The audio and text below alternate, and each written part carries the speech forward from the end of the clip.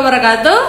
Halo teman-teman, perkenalkan nama saya Osin Masita. Nama saya Anggraini Idrus, biasanya dipanggil Anggun. Saya di sini dari jurusan psikologi semester 6. Saya Muhammad Akbar M dari mahasiswa baru prodi psikologi. Iya, betul sekali.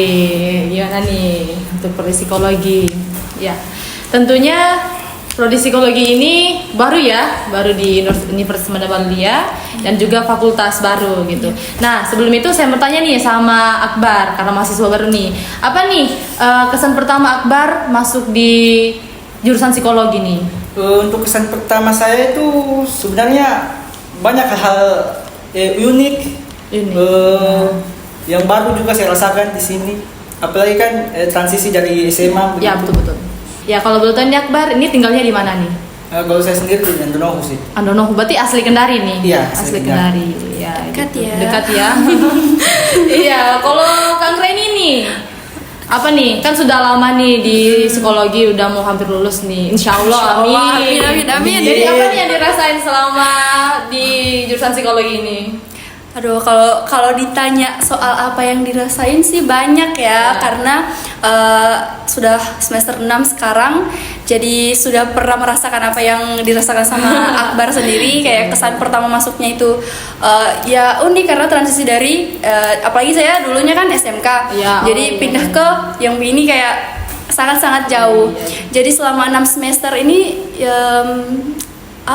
campur aduk sih, ada senangnya, ada sedihnya, ada pokoknya perasaannya campur aduk gitu. Tapi lebih banyak senangnya sih karena alhamdulillah teman-teman di sini semuanya positif, maksudnya positifnya dalam hal baik gitu. Itu sih. Iya sih, kalau saya juga kayak begitu sih. Pertama awal-awal pasti malu, kayak bisa nggak sih, tapi lama-lama kita jalanin itu kan, ya ternyata asik nih. Tapi dibutuh dengan support teman gitu. Makanya nih, apa sih yang menjadi alasan Akbar ambil jurusan psikologi nih? Yang pertama saya rasa dari jenjang kerjanya ya cukup luas. Yang kedua mungkin karena dekat dari rumah. dia mau bagaimana lagi, kita pikirkan juga transportasinya gitu. Betul. Nah, kalau ini alasan pilih jurusan psikologi ini sebenarnya tidak ada alasan khusus. Mungkin sama kayak teman-teman yang lain gitu. Kalau ditanya alasan kenapa pilih jurusan ini, ya sebenarnya ada cerita. Kan saya dari luar Kendari, dari Gorontalo, jadi beda jauh. Ya, jauh sekali. Jauh banget gitu. Kalau di sana kan ada universitas juga kan? Ada, tapi memilih di sini ya. Kebetulan ada om yang tinggal di sini, terus kan kayak bosan gitu di Gorontalo, jadi ditawarkan untuk ikut ke sini. Akhirnya pas sampai sini milih-milih kan, kayak kampus mau ambil kampus mana. Sebenarnya mau di kampus sebelah tapi telat pendaftaran ya. Jadi akhirnya cari-cari lagi, pas carinya juga lihat internet sih, kayak di Google gitu kan, cari-cari kampus yang ada di Kendari. Kebetulan langsung dapat yang ini. Apalagi kemarin itu kan COVID, jadi susah banget kan itu mau masuk ini yang lagi sementara COVID, jadi betul-betul lockdown kemarin kan, jadi susah kan cari informasi, jadi kan ketinggalan gitu. Tapi syukurnya ada tempat di sini ya. Iya, langsung di sini. Nah, kalau kenapanya jurusan psikologi itu sebenarnya pertamanya mau pilih farmasi. Iya, jurusan farmasi. Tapi pas lihat kayak di pemilihan jurusannya ada psikologi, kok kayak goyang ya hatinya, kayak farmasi apa psikologi nih. Pokoknya mikir-mikir lagi seharian kayaknya itu belum selesaikan pendaftaran. Mikir, cari-cari tahu soal psikologi ini belajarnya tentang apa sih? Oh, kayaknya lebih tertarik ke psikologi. Gitu. Terus kayak ya udah deh psikologi aja. Kayak gitu aja sih. Kalau dari saya sih itu yang pertama, prospek kerjanya memang luas gitu. Prospek kerjanya sama. Ada satu yang mengatakan bahwa nggak ada yang gak nerima jurusan psikologi ini. Semua digunakan psikologi, entah itu di kesehatan, di industri, di pertambangan, pesisir, semuanya pasti butuh psikologi gitu. Jurusannya, ilmunya gitu. Nah, dan juga psikologi ini baru baru di Sulawesi Tenggara dua di Universitas Madagalia dan kampus sebelah gitu. Nah, apalagi baru-baru ini kita habis akreditasi kan? Iya, alhamdulillah baru 4 tahun nih nih, tapi sudah akreditasi baik gitu, alhamdulillah. Iya. Jadi gimana nih suasana akademik di Universitas Mandala Wali menurut Akbar? Dengan dosennya juga baik-baik, ya, ramah-ramah, bagus diajak komunikasi begitu segala macam. Jadi dosen-dosennya nggak sulit ditemui. Jadi kalau mau ada masalah langsung ke dosennya gitu. Ya, sangat tepat sekali ya. Kan dekat juga prodinya tuh, ruangannya. Jadi kita bisa sambil konsultasi terkait materi yang kita sudah pelajari. Ya, kalau menurut Kang Reni nih, apa nih suasana akademik di Universitas Mandala Wali ya? Kalau menurut saya sama kayak Akbar, kayak suasananya sangat mendukung kita untuk bisa menerima materi-materi yang cukup banyak ya, dan juga dengan dosen-dosen sangat baik dan sangat-sangat terbuka, sangat-sangat terbuka untuk kita yang mau konsultasi ataupun bahas soal materi yang mungkin ada di kelas yang ketinggalan atau kita kurang mengerti, kita bisa langsung ke prodi yang tepatnya ada di depan kelas. Depan kelas ya.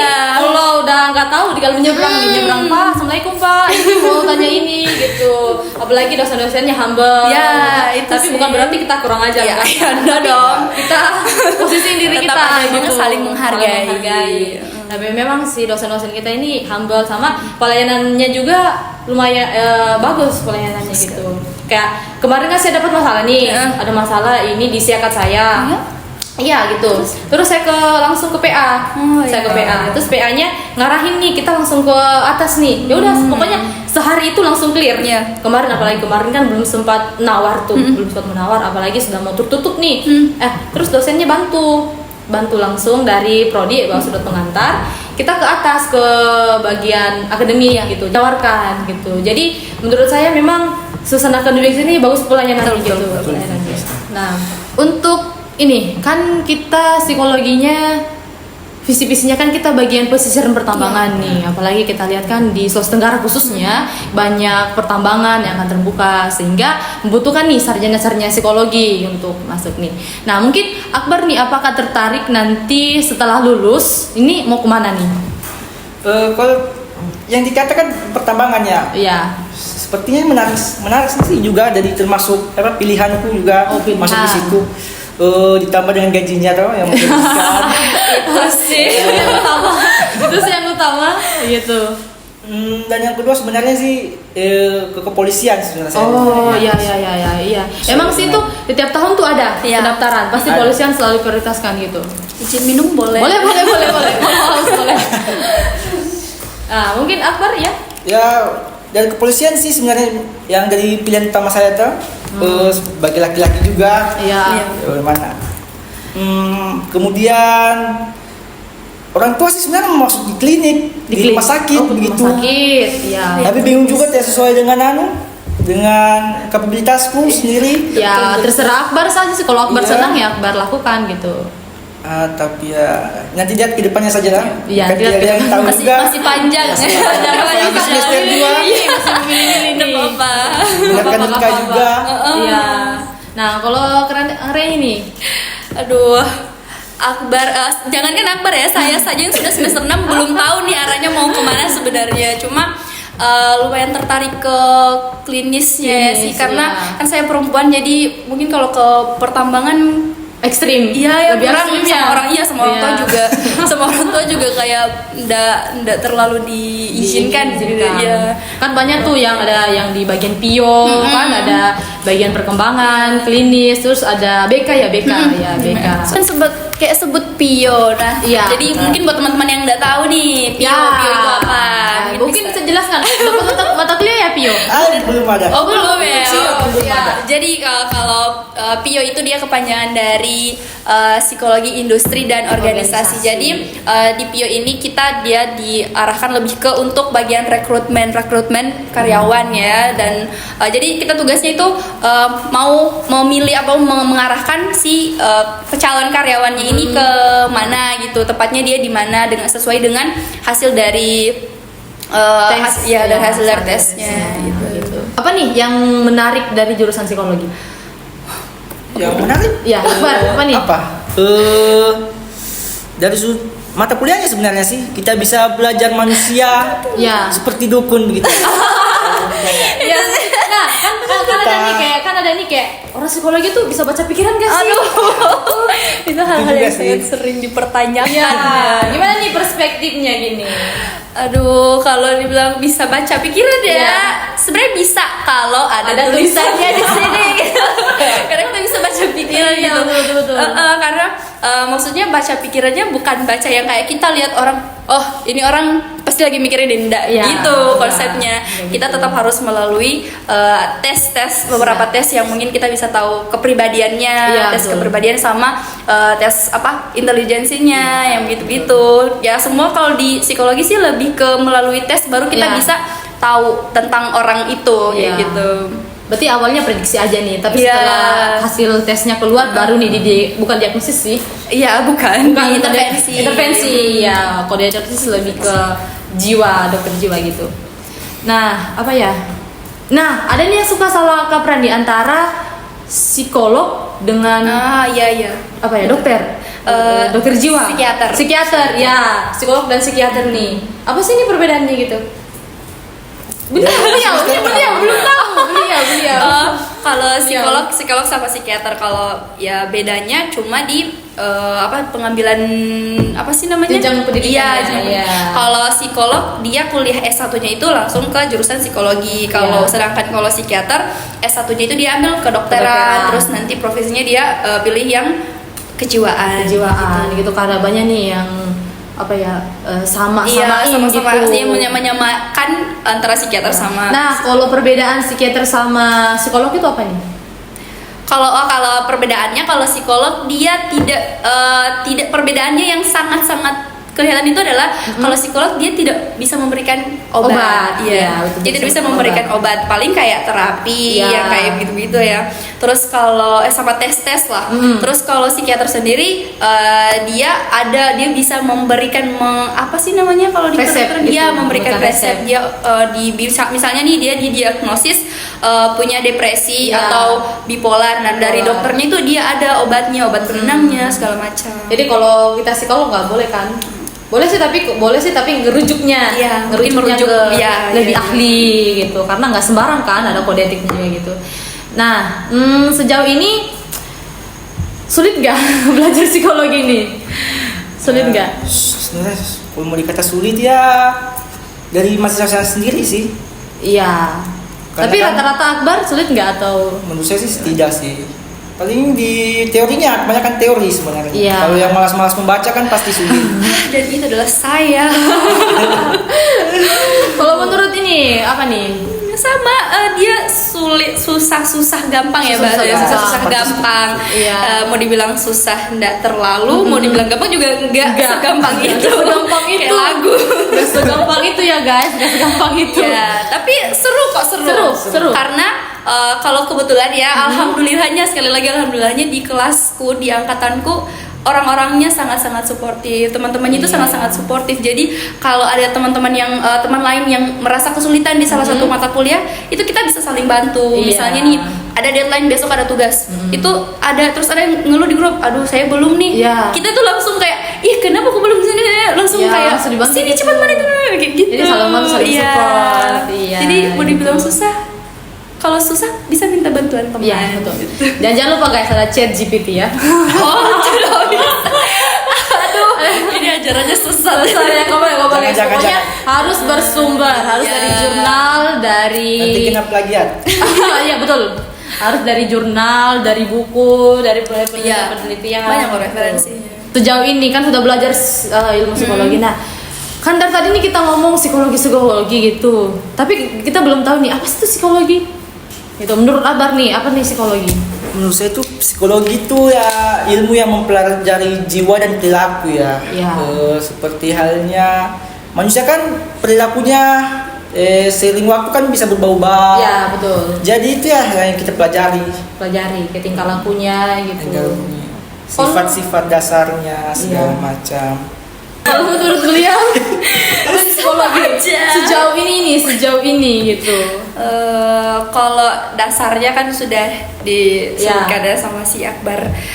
Jadi ya itu psikologi itu intinya kita mempelajari tentang perilaku manusia dan yang berbeda-beda tentunya di setiap orang, karakternya itu berbeda-beda setiap orang.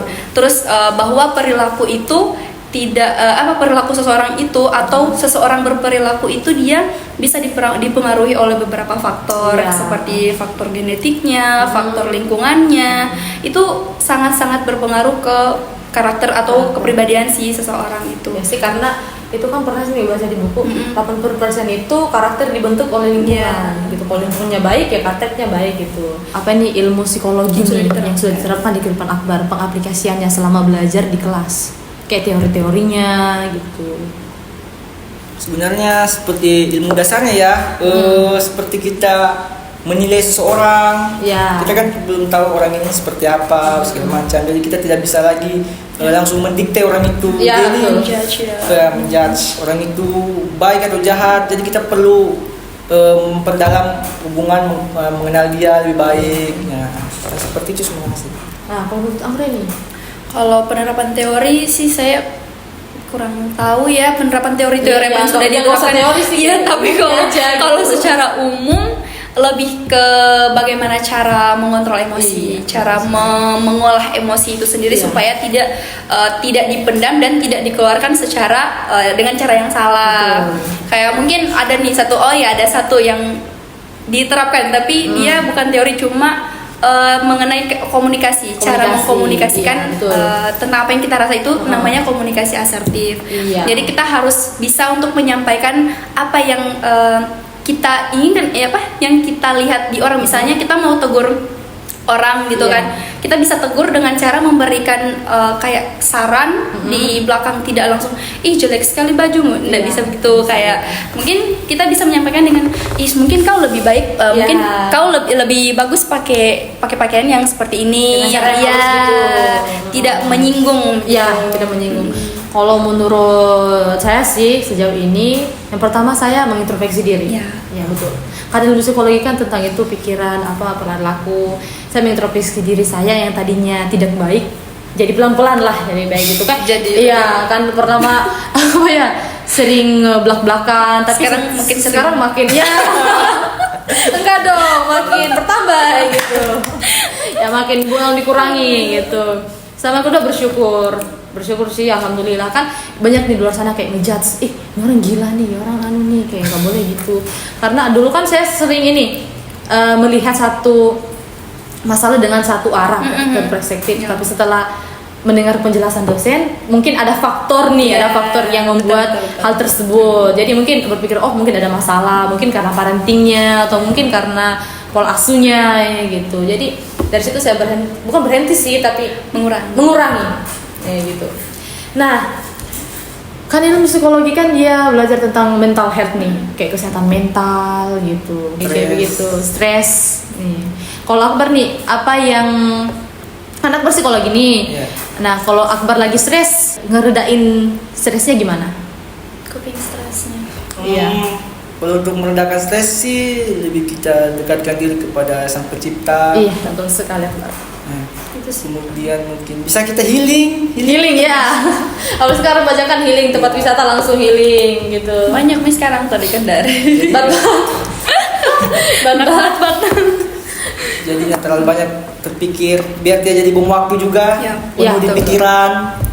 Seperti itulah.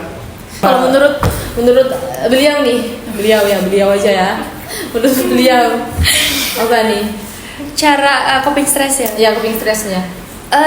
Coping stress jujur ya, sampai sekarang ini masih belum bisa menemukan coping stress yang baik buat diri sendiri. Karena kadang kalau misalnya kayak tugas sudah numpuk, tetap stres itu akan tetap siapa sih yang tidak mau stres? Karena setiap manusia pasti stres gitu. Saya itu salah satu orang yang tidak bisa banyak tekanan. Jadi kayak misalnya tugas satu belum selesai, datang lagi tugas satu, pusing, mana ini yang mau ditangkap, pusing, itu stres, makanya kayak sampai menangis kan itu tugas. Maksudnya kayak ya nggak apa-apa nangis, yang penting selesai gitu ya. Dikerja sambil nggak apa-apa. Ya Allah, gimana nih ya Allah? Tapi ujungnya selesai kan? Gitu. Tapi itu sih kalau kayak memang lagi mumet-mumet, lagi banyak tugas biasanya pergi kayak ke pantai, main-main sama teman atau kayak hunting makanan atau kayak lihat-lihat baju di mall itu sudah cukup memberikan support gitu, memberikan mood baik gitu. Mau lihat barang-barang meskipun tidak dibeli kayak barang-barang lucu di KKV, oh my god, itu adalah lihat aja gitu. Terus pulang. Tapi nggak simpan di kantong. Nggak dong. Ada CCTV. Ada CCTV gitu. Nah, masalah tugas nih. Apa tugas terberat selama ini gitu? Akbar dulu deh. Akbar dulu ya. Akbar tugas ya. Yang terberat nih. Sebenarnya sih, kemarin. apalagi laki-laki ya, sebenarnya kalau untuk tugas itu tidak terlalu terpikir lah. Gampang lah. Bisa, yang penting selesai gitu. Bisa. Yang penting selesai. Bisa juga kita menggunakan metode kerja SKS sistem kebun semalam gitu. Bisa juga. Atau copy paste dari teman tinggal ganti nama kan, nama nih udah selesai. Ya. Kembali nih pertanyaan nih tentang lingkup psikologi nih selama belajar di Mandala Walia jurusan psikologi. Apa nih mata kuliah favorit Akbar gitu? Mata kuliah favorit sih semester 1 ya. Ya, Pancasila. Yang basic. Psikologi pendidikan. Karena kita masih basic gitu. Kenapa Akbar? Karena di situ kan kita bisa tahu sebenarnya apa yang membuat dulu kita sebagai siswa itu malas belajar, kurang paham dengan pelajarannya segala macam, tidak pilih-pilih lah pelajaran. Harusnya kan iya, betul. Kita bisa memahami semuanya dengan baik. Iya. Kalau saya cukup banyak mata kuliah yang menurut saya menarik. Dari semester ke semester. Kalau semester 1 sih mungkin karena masih awal ya, jadi kayak kita masih full teori dan teori. Jadi dan saya tipe orang yang tidak terlalu suka gitu, lebih sukanya praktek. Nah, yang paling seru itu, yang paling menarik itu ada beberapa kayak kemarin kesehatan mental, ada apa lagi ya? Ada lintas budaya. Nah, lintas budaya ini itu yang paling menarik dari semua mata kuliah budaya. Menariknya adalah kita bisa keluar dari Kendari. Kita jalan-jalan mengunjungi kota lain. Tapi masih di dalam lingkup Sulawesi Tenggara. Jadi kita bisa datang ke wilayah lain untuk mengobservasi budayanya gitu. Kita bisa mempelajari budaya-budaya apa yang ada di wilayah tersebut. Mau denger cerita enggak kemarin lintas budayanya? Oh, boleh nih. Seru sih, kemarin kita ke Wanci. Kita ke Wakatobi. Lihat lumba-lumba enggak? Lihat dong.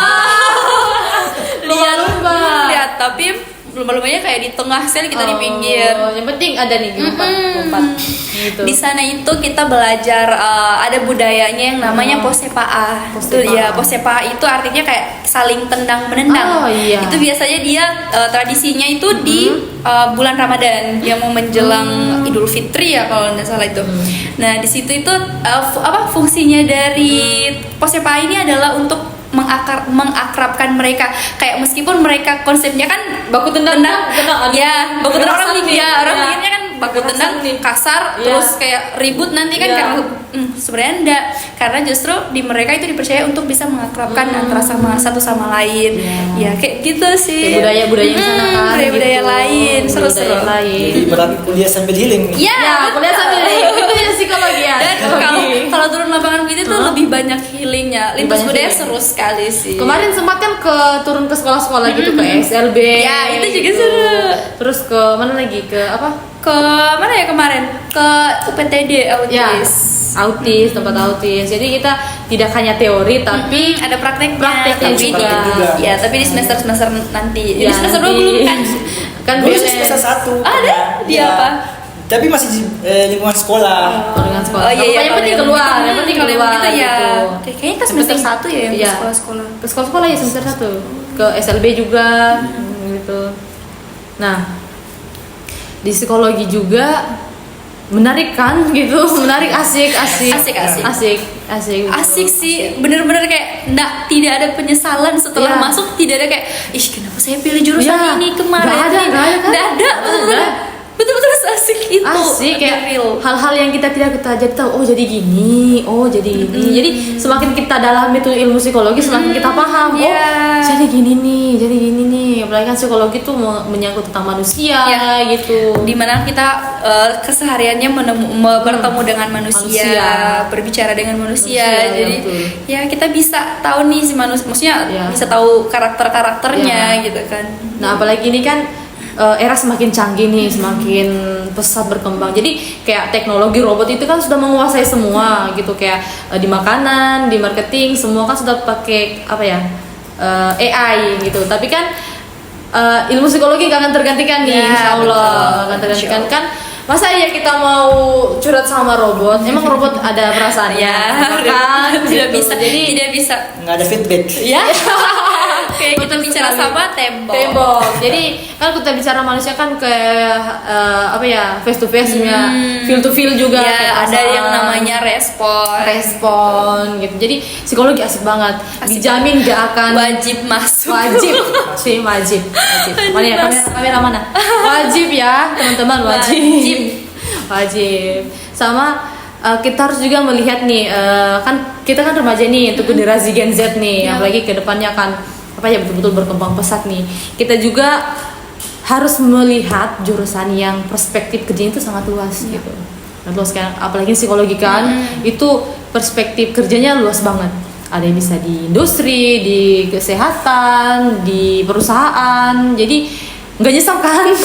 Nggak nyesal gitu. Luas itu. Oke, jadi ada nih pertanyaan dari teman-teman nih yang belum tahu menahu tentang psikologi. Apakah psikologi itu sama dan peramal? Gimana ya? Sama nggak ya? Nah, apakah psikologi itu dapat baca pikiran? Gimana nih? Oke, untuk menjawab pertanyaan ini kita akan next video untuk episode selanjutnya. Jadi teman-teman semuanya dimanapun Anda berada, jangan lupa nonton video kami, like, comment, and subscribe. Dan juga jangan lupa untuk adik-adik mahasiswa, adik-adik calon mahasiswa yang masih bingung nih mau jurusan apa, kayak mau kemana nih, jangan ragu, jangan bimbang. Universitas Mandala Walia telah membuka program studi yaitu psikologi. Oke, mungkin itu saja yang kita bincang-bincang hari ini. Mungkin next episode next episode bisa bincang-bincang lebih banyak dengan narasumber yang lain. Oke, saya Osin Masita pamit undur diri dengan rekan saya Anggreni Idrus. Muhammad Akbar. Ya, kami ucapkan dengan ucapan wabillahi taufiq walhidayah. Assalamualaikum warahmatullahi wabarakatuh. Dadah.